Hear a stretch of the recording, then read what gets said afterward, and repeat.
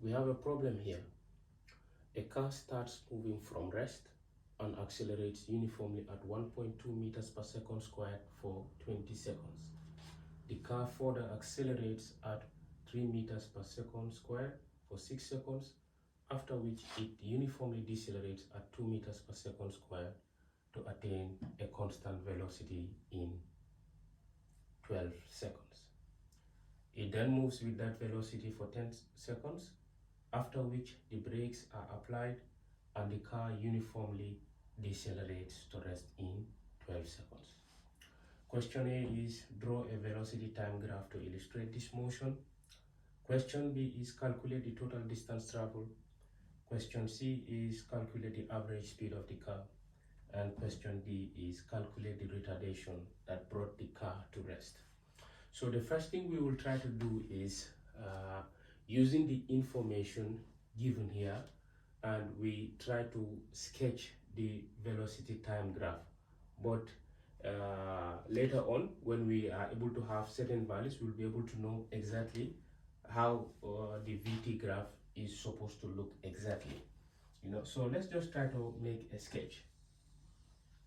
We will have 0 here. We'll have velocity in meters per second, and we will have time in seconds.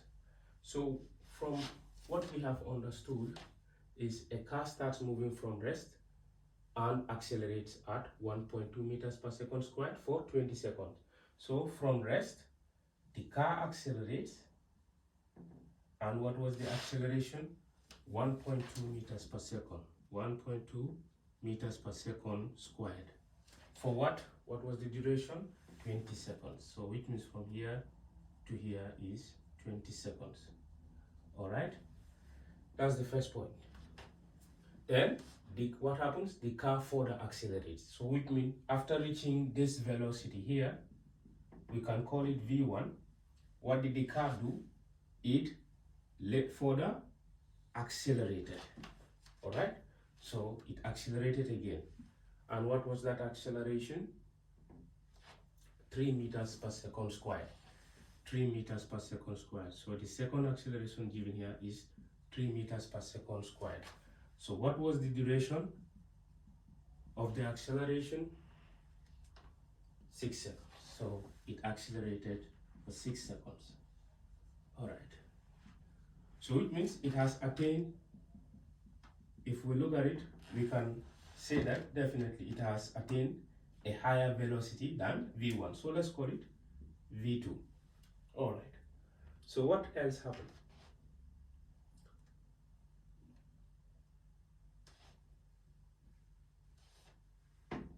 It says the car further accelerates at 3 meters per second squared for 6 seconds, after which it uniformly decelerates. This is very important here.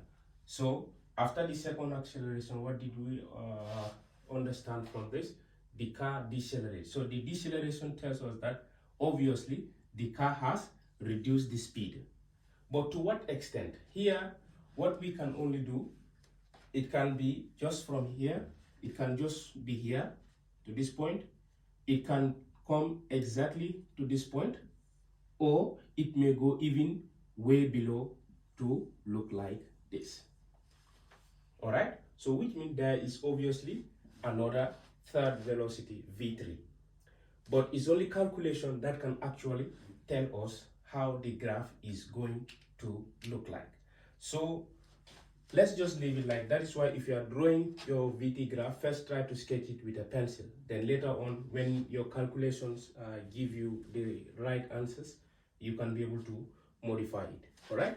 So I'm trying to assume that it has attained a velocity that is much lower than V1 and V2. So let's just call it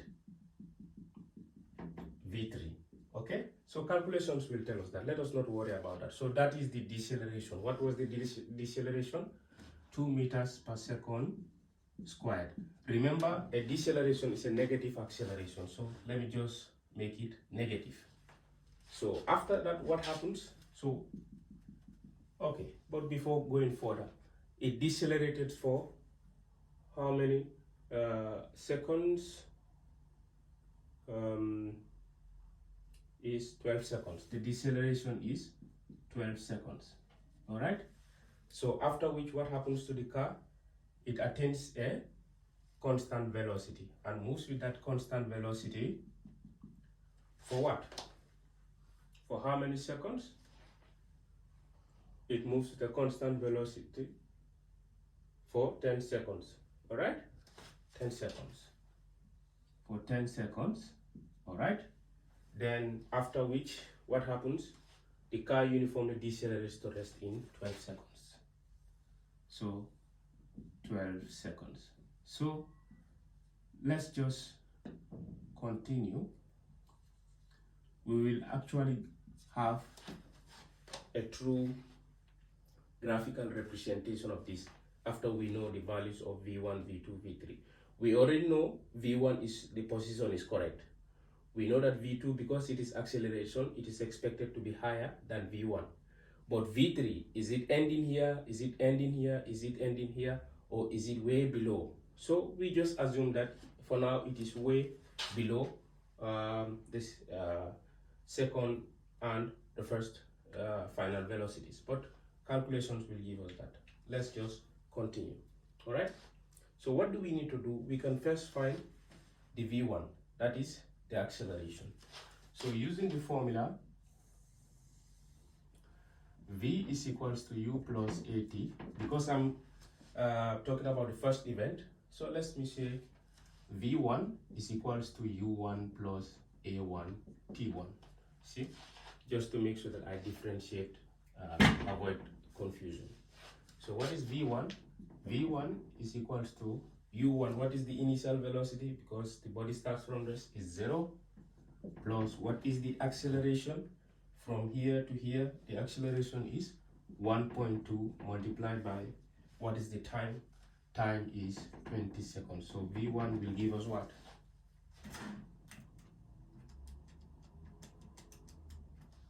24 meters per second.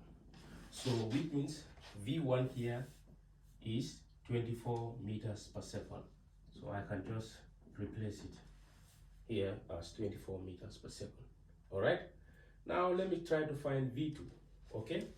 So again, from the formula, V equals to U plus AT, because I am finding the second velocity of the event, it will be V2 is equals to U2 plus A2 T2.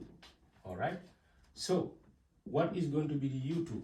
Because it's the second event. Always the U2 will be the final velocity of the first event. So because it is starting here, then accelerate. So it means obviously the initial velocity will now be 24. All right, so it will be 24 plus what is the acceleration? The acceleration is 3 multiplied by what is the duration? The duration is 6 seconds. And what do we get from that?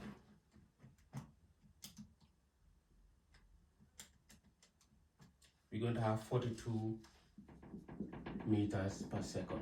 That is V2. So here I can indicate that this is V2, 42 meters per second. By looking at it, we are right. 24 because it further accelerates, so it means we are expecting to have a higher final velocity than this one. All right. So we can now find the velocity when it is decelerating, the final velocity during deceleration. So that will actually tell us whether the sketch was right or wrong. So let's say V3 or V again is equals to U plus AT. So V3 is equals to U3 plus A3 T3. So what will be U3? Because this is the third event, so it means the initial velocity is going to be from 42 meters per second. So right, it's 42 plus what is the acceleration? It is a deceleration, so it's going to be a negative acceleration. That will be -2 multiplied by, and what was the time there? The time is 12 seconds. What do we get from that?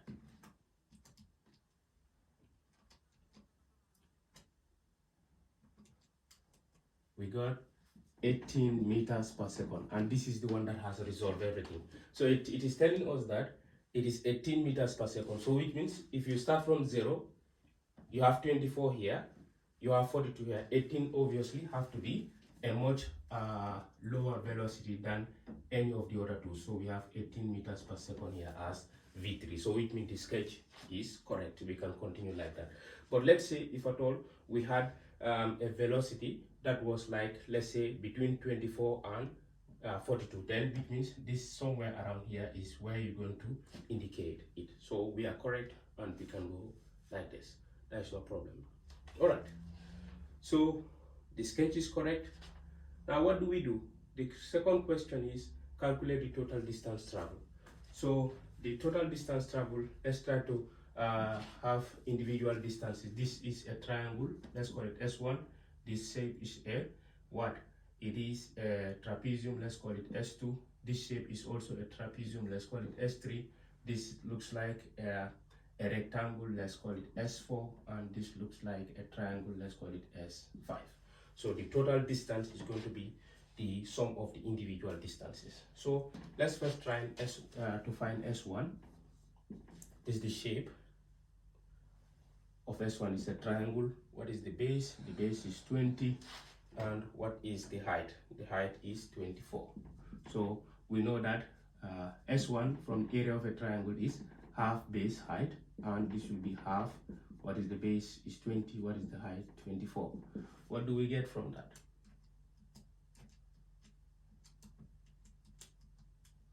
We're going to have 240 meters. All right, we're going to have 240 meters. I have to economize space. So for S2, let me try to extrapolate or obtain the shape. This is S2. Here we have 6. That will represent the height. All right, here from here to this point it is 24, and from this point to this point is 42.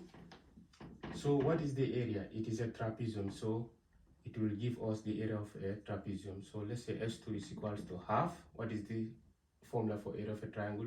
A plus B H, where this side will be A, this side will be B, and this side will be H. So that will be half. What is A? 24. What is B? 42. And what is the height? 6. So what do we get from that?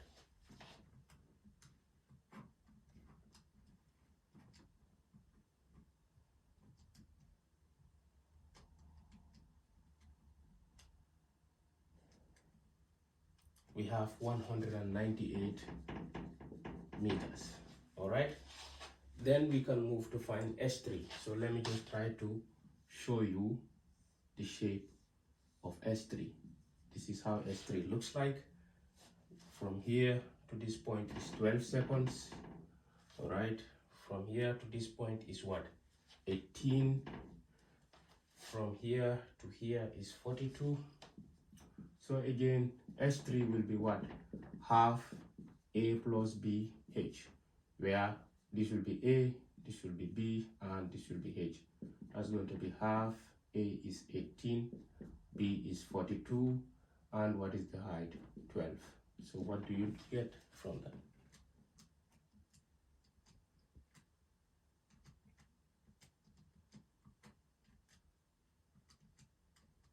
You're going to have 360 meters. We get that? Yeah. So we can go and find S4, which for S4, this is how it looks like. S4, we have 30. Oh, sorry, it is 10, and this side is 18. So S4, because it's going to be a rectangle, what is the formula is of a rectangle? Length times, let's say, height. So that will be 10 times 18, and that will give us 180 meters. So we are left with S5. All right, we are left with S5.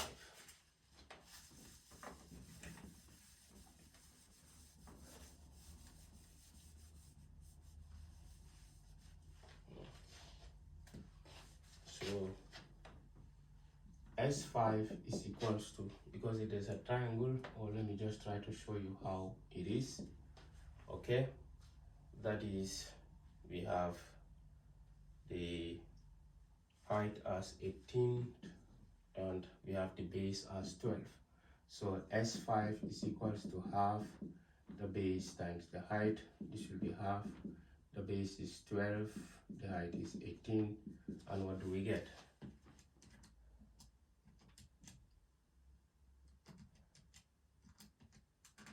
We have 108. Okay, so that is S5. So what we're going to do is we are going to add the total. Okay, we are going to add the total. If we add the total, then we will be able to get the distance. All right, so the total distance ST is equals to S1, S2, S3, S4 plus S5. And what is S1 is 240. What is S2? 198. What is S3? S3 is 360.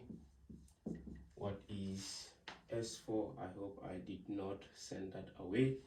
S4 is 180. And what is S5 is 108.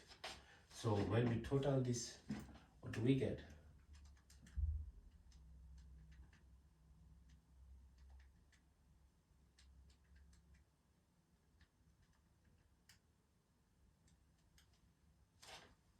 We have 1086 meters, if I am right.